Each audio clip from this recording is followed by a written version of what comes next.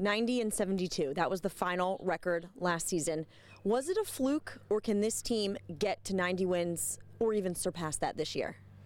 I'm going to say both, which is probably not the answer you were expecting, Gabby. But I think 90 wins was a little bit of a fluke last year, only in the sense that, we talked about they were in such a big hole at the start of the year, but they got such a great level of confidence toward the end. They had all these young players. Things went so well. So a fluke in the sense that it wasn't expected from anywhere, and I think even within the clubhouse probably to a degree, until they kind of all bought in as they were. Think of all the guys they got rid of, not only at the start of the season, but even during the year. Wilson Ramos, Chris Archer, they made those trades too, Nate Eovaldi. So they kept getting rid of guys, they kept playing better, so all that really worked for them.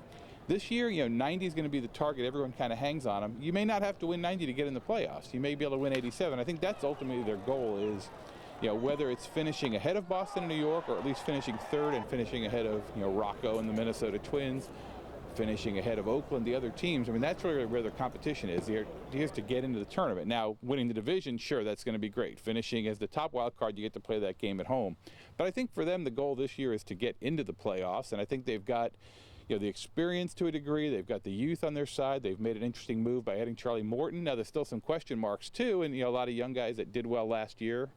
Can they do as well? So that's what's going to make this season so interesting.